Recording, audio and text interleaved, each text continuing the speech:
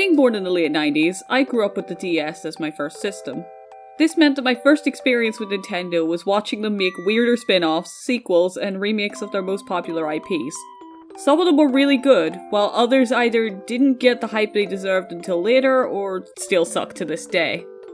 One game that I personally think doesn't fit either of those categories was Yoshi's Island DS. It wasn't groundbreaking like the original SNES game, but on the other hand, it also wasn't Yoshi's New Island for the 3DS. I remember loving Yoshi's Island DS as a child. Then I tried to replay it in 2022 as part of clearing my backlog, and now I have different opinions that I felt needed their own video. But before I get into the good and bad parts of this game, I'd like to get into the story. Luckily, since this is a Yoshi's Island sequel, the story really isn't that crazy. So our story takes place after the original Yoshi's Island, where the Yoshis save baby Luigi from Kamek. Well, our magic boy is at it again, because this time, he's stealing all the children from their houses, including the baby bros, baby Peach, and a pile of laundry. That pile of laundry is actually baby Donkey Kong, which was spoiled on the box art for the game. Great job, Nintendo! The plot is making me wonder though, is this set before or after Yoshi's New Island? The original going first makes sense, since there's no sign of any events taking place before. But without the existence of New Island, the plot of Island DS isn't affected and it can realistically happen after the original. But because Yoshi's New Island exists and takes place in a situation where the stork took the baby bros to the wrong house, did Yoshi's Island DS happen after New Island when the bros were with the right parents? Also, where the hell does Yoshi Touch and Go come into play here? Because Yoshi clearly has Baby Mario in that game too! So many Yoshi lore questions! Whew, anyway, back to the story. So Baby Mario ends up in the Yoshi's car again, and it's up to the Yoshis to save the next generation. It is later discovered though that Kamek is stealing babies because he wants to capture all the star children, whatever that is. After such a long set of cutscenes, especially if you also watch the ones on the title screen, we jump into the gameplay. So it plays like the first Yoshi's Island in terms of basic platforming, controlling Yoshi, and getting as many of the collectibles as you can. The two main differences being that there are two screens to play with, because DS game, more on that later, and the other cool thing is that Yoshi can now carry around multiple different babies, each of them having their own unique abilities for problem solving. The levels are definitely Yoshi's Island levels for sure. DS will throw in the odd new gimmick, but for the most part, they just reuse a lot of what the original had already done. I wouldn't have minded seeing more new stuff in this game though. Another thing I noticed about the levels that was kind of weird was the lack of polish. In some places, it used assets from the first game, like I mentioned, which I don't have a problem with. Sequels reuse assets all the time. But some of the levels felt more like they were made in Super Mario Maker than by Nintendo themselves. Things were either thrown in randomly or were strangely BS for no reason. I'm looking at the special levels when I say this. I haven't played the special levels in almost a decade, but they still haunt my nightmares.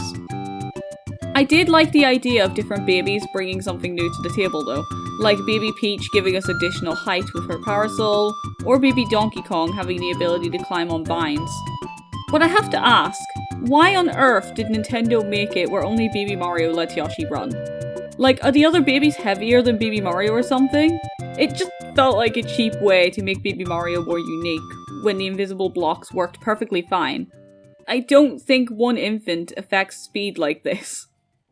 I mentioned that I wanted to get more in depth about the two screens. As a gimmick, it worked fine. Unnecessary, but it's an early DS game, so Nintendo were going to use what they created to show off the system's capabilities.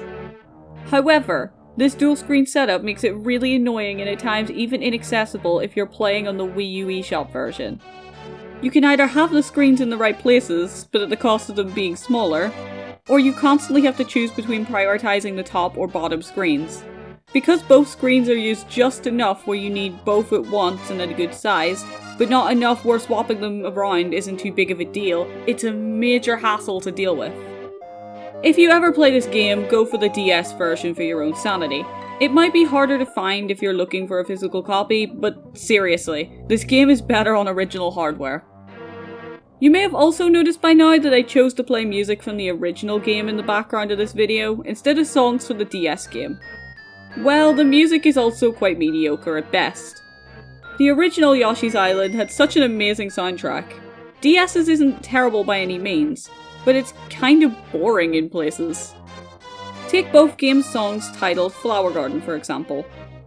I'm gonna play you some of the original, then play some of the DS one.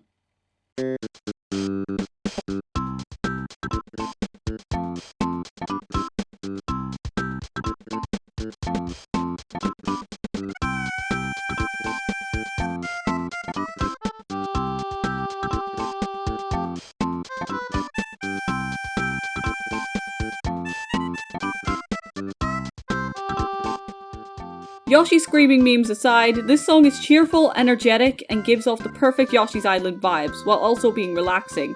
It screams adventure, while also whispering chill out a little in your ear. Now for the DS Flower Garden.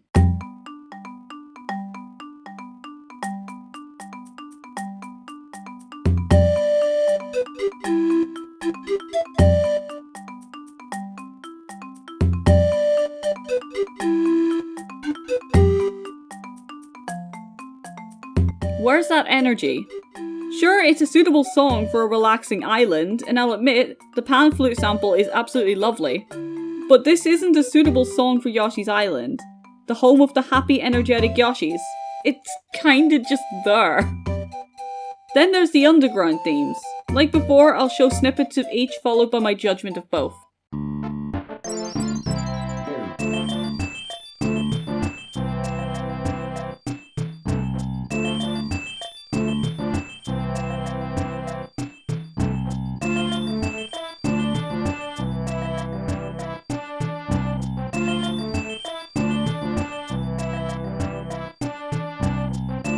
Ah, so calming.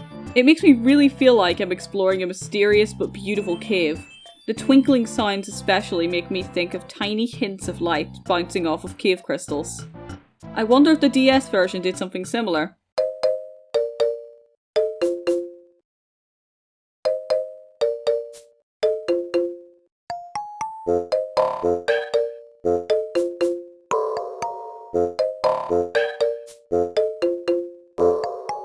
Nope, it doesn't. The DS version sounds like a primary school class learning the basics on how to play a xylophone. There's no mystery in this song, it just gives off I'm in a quiet empty cave vibes, while the caves of Yoshi's Island are so much more than that. And I'd like to preface again, I don't think the soundtrack for Yoshi's Island DS is bad. It just doesn't even try to live up to the original OSTs. And it's also quite forgettable because of that. Maybe the original was hard to beat and they wanted to play it safe. Or maybe Nintendo weren't used to making absolute bangers on the DS yet. But they couldn't have tried a little harder? Overall though, I mostly regret going back to this game last year. It was kinda boring and I wish I maintained the more positive opinions 9-year-old me had about it. It did get me to play the original Yoshi's Island though. Even if I didn't have the most fun with this game, I really do enjoy reliving most of my childhood and making videos about these DS games. And I'd love to thank you all for watching. If you enjoyed the video, please feel free to subscribe and leave a comment below. There's also a link to the Discord server in the description if you want to chat with other viewers. I'll see you all next time. Bye!